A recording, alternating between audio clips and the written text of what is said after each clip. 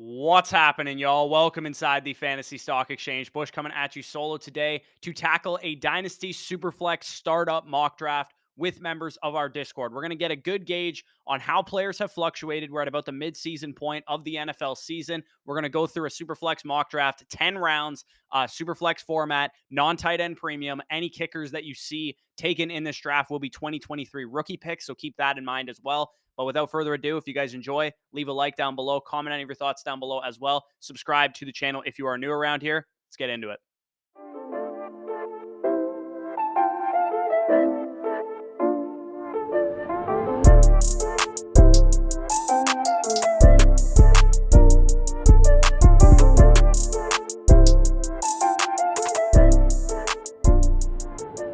Okay, so we are in the draft. Like I said, if you skip the intro, it's a Superflex mock draft, Dynasty Superflex, non-tight end premium. Kickers are rookie picks. So if anybody drafts a kicker, it means they're drafting the 101, the 102, whatever pick that we are at. I'm going to randomize the teams. If you guys want to be in future videos like this, join the Discord down below. It is available via Patreon if you guys want to check that out. But we have randomized the draft order. I am picking here at the 109. Danny's picking at the 111.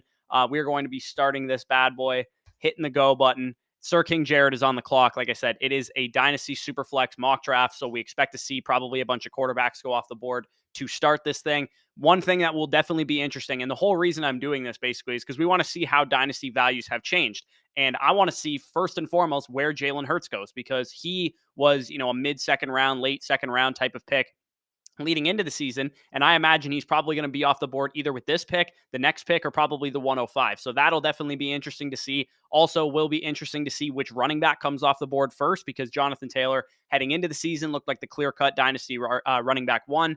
Breece Hall, by week 3, week 4, looked like he was taking over that RB1 role, and then he gets injured. So it's going to be a big time kind of, kerfuffle with the running back position. So we got Justin Jefferson as the first non-quarterback off the board. Jalen Hurts at 106, a little bit of a wild pick there. I think he probably should have gone off the board, 105 ahead of Joe Burrow. We got Nucher on the board here. Jamar Chase goes at 108. I'm standing on the board at wide receiver. I think after those first two guys, it's a pretty big tier drop off for me. I'm probably not going to go with Jonathan Taylor or Kyle Pitts or anything like that. I'm probably going to just, stick and pick a quarterback here. And Kyler Murray would be my next rated quarterback. So I'm going to go with him at 109, get myself locked and loaded Superflex quarterback one. Jonathan Taylor is off the board as the first running back in this draft. Not necessarily sure if that's going to be universal league to league. I think some leagues might value, maybe a guy like Travis Etienne a little bit higher, maybe a different guy around that realm. I think it's going to be definitely interesting to see which running backs start to come off the board at the beginning of these Dynasty Superflex drafts. Danny is on the board with the 202.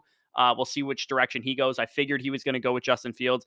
I wouldn't be shocked if Danny takes the first overall rookie pick here. No, he goes with Dak Prescott. If Miko or whatever his name is here doesn't take Bijan Robinson, I will be taking him with my pick, but we'll have to see what happens. I am pre-recording this, so I have no worries about people sniping me at the moment. Kyle Pitts, interestingly, still on the board as well. So even if this guy takes Bijan, I probably will stay and just pick Kyle Pitts here. But so far, so good, right? Tua Tagovailoa, actually, the next quarterback off the board. So really, really flying at that position. All the major, top quarterbacks are off the board. Probably Trevor Lawrence would be my next highest rated quarterback. But what I'm going to do is I'm going to go with my 101 in rookie drafts, who would still be my dynasty running back one. So if I had the choice between Jonathan Taylor and Bijan Robinson, I would go with Bijan Robinson. And I am going to let the chat know that I'm taking Bijan Robinson. We are on the board here. We start off the draft with Kyler Murray and Bijan Robinson. For those of you guys that don't pay attention to college football, you don't watch college football, Bijan Robinson's the running back from Texas, 6 foot, 220 pounds, having a monster season right now. Has pretty much been the 2023 Dynasty 101 in rookie drafts since his freshman season, pretty much. He's been clearly a absolute stud and a guy that people are going to covet very highly, and to the point that I think he's already the Dynasty running back one, even though he's not in the NFL yet. I don't really care what team he goes to, because I know he's going to be a first-round NFL draft pick, get that first-round capital. He's got a receiving profile. He's a freak athlete. He's been very, very productive in his college career, and his tape is unbelievable. So Bijan Robinson is the guy that I go with there. We see some more wide receivers start to populate the middle rounds here, or the middle of the second round, with A.J. Brown and Jalen Waddle. Trevor Lawrence, presumably the next quarterback off the board, and he is. Looking at the quarterback position, it is pretty dry right now. I mean, you're not going to go with a Russell Wilson or a Matthew Stafford or anybody in that territory. The next logical move, I would say, at the quarterback position would be maybe a guy like Kenny Pickett or something like that. But that's definitely going to be a fair ways away in terms of what quarterbacks come off the board first. I would probably imagine a guy like CeeDee Lamb comes off the board here, and he does. CeeDee Lamb and probably a bunch of other wide receivers are going to populate these next couple picks. T. Higgins, DK Metcalf, all those type of dudes. Interesting that Kyle Pitts is still on the board. It isn't a tight end premium draft, so that's one thing we got to take into account, because if it was a tight end premium draft, he probably would have went in the first round. But the Kyle Pitts luster of the back end of the first round lock that he was pretty much all offseason has, fallen off a little bit. And it's not really his own fault. We saw last night that Kyle Pitts wasn't able to be hit by Marcus Mariota to save his life. We do actually get another 2 quarterbacks off the board. So the Justin Tucker pick was CJ Stroud, as according to the chat. And the next pick off the board was Jahmyr Gibbs. So it was not Bryce Young. So the chat says it was Jahmyr Gibbs, the 103 regardless. This is how these, early first round picks should be valued. For those of you guys that don't, know much about college football, you aren't aware about the 2023 class, this is pretty universally recognized as one of the better draft classes in the last couple of years, which is why we're seeing the 101 go as a top 15 player. And I think honestly, Bijan maybe should have gone a little bit ahead of where I picked him. And we're seeing Gibbs and Stroud go off the board. And I'd imagine Bryce Young will probably be the next pick, if not the next couple picks here. Those top 4 picks, those top 4 assets are very, very highly coveted in dynasty startups right now. So I'm not at all shocked that that's the type of production that we're getting here. And that's the type of, value that people are placing on these elite, prospects coming out in the 2023 class. 301 was Bryce Young, according to the chat. So definitely makes a lot of sense there. The Mark Andrews goes shortly after. That guy went with Cooper Kupp, so he's pretty much locked into a win now. As we talk about all the time, if you guys are new to Dynasty, you haven't played Dynasty, and you're, a redraft fan and you're thinking about getting into Dynasty, what I love to do in Dynasty startup drafts is get as, flexible as I possibly can with my first couple picks. So with my first 2 picks, I picked Kyler Murray and Bijan Robinson. Now, at 309, if for whatever reason I thought, let's say Devontae Adams or Stephon Diggs or Tyreek Hill or whatever was a phenomenal value at that point in the draft, I can pivot to a win now type of build with those 2 players. But part of the reason why I don't love picking, let's say a guy like Cooper Kupp at 211 is that I'm immediately pigeonholing myself into a win now window. Whereas if I pick, let's say a DK Metcalf instead of Cooper Kupp, or a T Higgins instead of Cooper Kupp, I can still pivot to a win now if I want to, or I can still continue to build out a productive struggle, a younger team, a, short-term rebuild kind of thing. And we see a couple more wide receivers go off the board. Deebo Samuel off the board, T Higgins off the board. Okay, so fast forward a couple picks. Stephon Diggs went off the board at the 305. Then we do see the second running back, or I guess the third running back, because I took Breece Hall, the 4th running back, if you include the Jahmyr Gibbs pick. Breece Hall, the second veteran running back that's currently in the NFL, go off the board as the 306. The 308 being Travis Etienne. Kenneth Walker would be my next highest rated running back currently in startups right now. We still have Tyreek Hill. We still have Devontae Adams on the board. Not a ton of quarterbacks, not a ton of tight ends that interest me at this point in time. So I am actually going to go with Kenneth Walker. Hopefully I have enough time to actually make this pick. I'm not going to have enough time to actually find him. You know what? I'm going to go Drake London. He's my next highest rated wide receiver. I'm going to grab him. So I went with Drake London there. Again, I could have gone with, potentially a Tyreek Hill, a Devontae Adams or whatever. But like I said, I like to maintain flexibility as long as I possibly can. I'm hoping somebody in my running back range will fall back to me. Kenneth Walker actually goes off the board. Wyatt takes him there. Maybe some of these wide receivers fall back to me. Hopefully DK Metcalf does, but I think Danny will probably end up taking him here. He goes with Saquon Barkley, actually. So we're still looking pretty solid where I drafted my team. I have this young core so far. Looking at the tight end position, not much really stands out to me. The wide receiver position, hopefully, like I said, Metcalf is available for me. That would be a very, very easy pick for me to make, but I'm getting a little bit nervous that this guy's going to take him. So I might, okay, so he actually went with Travis Kelce. I'm going to go with DK Metcalf here. I think that's, again, maybe you guys would have gone with a Christian McCaffrey where I picked Drake London. I'm very, very high on Drake London. I don't think we're going to get a very high discount on Drake London very long. 3.9 for a guy commanding a 30% target share as a 21-year-old rookie, to me, is an absolute steal. He is a top 8 dynasty wide receiver for me. I would have taken him over Chris Olave. I would have taken him over Stephon Diggs. I would have taken him over T. Higgins, over Deebo Samuel, all these dudes that went off the board before he did. So we still have, interestingly enough, we still have a number of rookie picks on the board right now. Nobody's taken a rookie pick since the 301 when CJ Stroud went off the board. So the 105 would be the next rookie pick available. We do see Garrett Wilson go off the board and Amon-Ra St. Brown as well. So we'll definitely have to wait and see. I think there's going to probably be a run on rookie picks probably towards the end of this fourth round here. At the running back position, it's really, really thinning out right now. I think Javonte Williams, once he's off the board, it's just going to get disgusting at running back, and people are probably going to avoid that position like the plague. Wide receiver also getting a little bit shaky now. Traylon Burks, Jameson Williams, the type of dudes that I'd probably be looking at this point in the draft, outside of Michael Pittman, I think, who's a great guy who's still available yet as well, and he goes off the board with the next pick. The tight end position also not looking too great. As far as like the tight end landscape, outside of Kyle Pitts and Mark Andrews in a dynasty startup, to be honest, I'm probably just going to wait on tight end. I think you can get a lot of value by waiting on a Pat Fryermuth or a David Njoku or a Dallas Goedert or something, as opposed to drafting a Travis Kelce or a George Kittle or a Darren Waller or whoever people covet very highly in that area of the draft. I would much rather just draft a Pat Fryermuth in the 8th round than go up and get one of those guys, because I get the youth factor, I get the longevity factor, and we do see Jameson Williams go off the board as well. I was worried people would forget about him, but I'm glad he's finding his way into the 4th round, because I think once he's back on the field, he's going to find his way up here pretty quick. We do see a quarterback go off the board with Kirk Cousins at the 410, which is definitely interesting considering there hasn't been a quarterback picked since CJ Stroud at the 301. So Kirk Cousins as the, I guess the, 14th or 13th best quarterback off the board makes some sense there. The quarterback landscape is another one of those positions that I just don't want to be caught holding the bag at, because you see a number of teams in this startup with Danny going Justin Fields and Dak Prescott, with Wyatt going Deshaun Watson, Trey Lance, with Metzger going Jalen Hurts and Trevor Lawrence.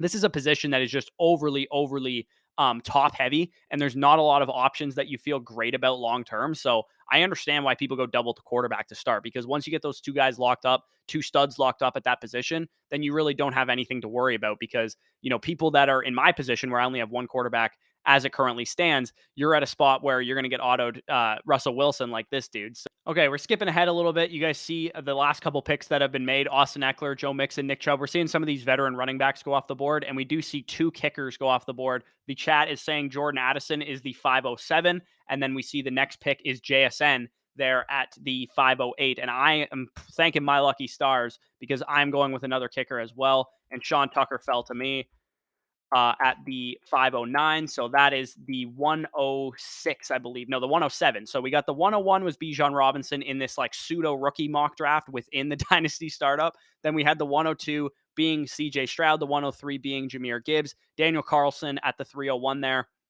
And the 104 was Bryce Young. The 105 there being Jordan Addison, the 106 being JSN. I took Sean Tucker there at the 107. And then it looks like we got a couple guys going with Quentin Johnston is where Danny went with his 108 within this rookie draft. And then the 109, we got Kayshon Boutte is what Wyatt went with there. So mixing in some veterans here in and out of this area. We also have me back on the clock. Zach Wilson goes off the board right before me. I wasn't really considering him with my next pick. I'm actually going to go with a quarterback here, and I'm going to go with Will Levis, because I believe that Will Levis will get high draft capital here. So I'm getting a guy with high upside, a guy with arm talent, all that stuff. If you guys don't watch college football, I won't go too far into it. But Will Levis is a guy that is consistently getting mocked in the first round of the NFL draft. Most NFL draft analysts consider him to be a first-round prospect. So I'm going to go with Will Levis there, just behind Zach Wilson. I would rather have him than Kenny Pickett, than Mac Jones, than any of the other available quarterbacks. So big-time run on rookies. We're up to about, I think that was the 110 within the rookie draft of this startup. So definitely a lot of the first-round rookie picks flying off the board. And if you guys don't have your first-round rookie pick right now, you can see how highly valued these players are in the dynasty landscape, because a lot of these guys that are in this mock draft are dynasty players like you. They're in our Discord. They play in multiple dynasty leagues, and they understand the value of some of these rookies. It really is, the first couple rounds is going to be littered with these 2023 prospects this coming spring. And then once we get into the mid rounds, people are going to opt for these rookies over Joe Mixons and over Nick Chubbs and over Derrick Henrys and some of these aging veterans, because they know the long-term plays to have these rookies, because they can really appreciate and value, get themselves up to the 102, 101 type of area in their drafts if they hit. Like, for example, Bijan Robinson in one quarterback leagues, he's going to be the consensus 101 as soon as he gets into the NFL. I'm getting ahead of the curve, drafting him early there. So we see a big run coming on veteran players now with George Pickens, Dallas Goedert, Derrick Henry, Darnell Mooney, Deontay Johnson, Dalvin Cook. Again, we are still up to, I believe, the 111 as far as like rookie picks would be concerned right now. Still plenty of great prospects out there. Hendon Hooker as another quarterback prospect that's probably going to get first round draft capital. Looking at my rankings right now, I could see guys like Blake Corum, Zach Evans, Michael Mayer, Zach Charbonnet, Josh Downs, a number of guys like that still available in this startup mock draft. So again, little confusing with the kickers. I'll try and list in the pinned comment. Maybe I'll show what the rookie picks were, and maybe that'll make it easier for those of you guys watching after the fact. So if you don't know who any of these rookies were because you missed it when I said it, go down to the pinned comment. You'll be able to see it there. So we can see Devontae Smith going off the board at the 6-12, man. I would have probably gone Devontae Smith over Quentin Johnston there at the 5-11. I actually didn't even know he was still on the board. I probably should have picked him where I picked Will Levis as well. So don't hate that pick there at the 6-12. I think this guy's making a great draft here with Sir King Jared. We still have a number of picks waiting in the wings here. We still have a number of, veteran running backs that I'm probably not going to touch with a 10-foot pole. The way I've structured my team so far, to give you guys an idea of like my thought process. So on my team, I have Kyler Murray, I have Bijan Robinson, I have Drake London, I have DK Metcalf, I have Sean Tucker, running back from Syracuse, and I have Will Levis, quarterback from Kentucky. So I've built out kind of like a base foundation of young pieces. Now, this is not necessarily like a one-year punt that I've built out, but I do have 2 rookie running backs. So I'm probably going to be, if this was a real league, playing with house money in the first year because I don't necessarily have to rely on my guys for production. I have a rookie quarterback, 2 rookie running backs. I'm kind of just seeing what I got in these young guys in my first year of operations in this league. But the rest of my team is still young to the point that it's not going to age overnight, right? DK Metcalf, 1 year from now, is not going to be a useless fantasy asset, nor is Drake London. In fact, Drake London will probably be closer to his prime at that point in time. So we do see another kicker to go off the board. Michael Mayer is the next pick at 111. Makes sense there. 111 being Michael Mayer. He probably, again, the second he gets into the NFL, similar to what I said about Bijan Robinson, he alters the tight end landscape a little bit too, because I think there's going to be plenty of people that will value Michael Mayer as the 3rd best tight end in Dynasty the second he gets drafted, because I'm sure he's going to get, borderline first round draft capital in the actual NFL draft. He's been a very highly touted Devy prospect. A lot of people have loved Michael Mayer for a long time. So that makes a ton of sense there as well. I'm actually surprised we haven't seen, Dameon Pierce come off the board yet, because I do think he's probably deserving to go in this area of the draft. I'm actually probably going to draft him because I don't know, man. It seems like he probably should go off the board here. It's tough because I like some of the other players that are on the board. I think I might actually go Jerry Jeudy instead. I'm going to go Jerry Jeudy, but if Dameon Pierce gets back to me with my next pick, I'm definitely going to be drafting him at that point in time. So we got Rashad Bateman goes off the board. Chris Godwin goes off the board. We still have, like I said, plenty of rookies to come off the board. 111 being the last pick that was made. We still have Blake Corum. We still have Zach Evans. We still have Hendon Hooker, Zach Charbonnet, Josh Downs, Kendre Miller, Tank Bigsby, Devon Achane, some of those type of dudes there as well. We have Devon Achane come off the board here at 112. So he was actually the pick there. Like I said, if you guys have no idea how to keep track of this, check out the pinned comment down below. Jeudy was the next pick that I made. We have Wyatt back on the clock here, running out of time. Let's see what he ends up doing. He goes with Elijah Moore there at the 801. Pretty big fall from grace for Elijah Moore. He was the type of dude that was going to go way, way earlier in these startups. He was like a 4th, 5th round startup pick. Danny goes with Brandon Ayuk. Definitely makes some sense there. I was actually considering him with my Jerry Jeudy pick. I'm looking at the landscape of wide receivers. Jahan Dotson is probably my next highest rated dude, just given the structure of my team, because I do have, more of a rebuilding type of build to my team. I'm actually going to go with a kicker here, and I'm going to take Blake Corum. So I grabbed Blake Corum there at what would have been the 201. So definitely love that pick there.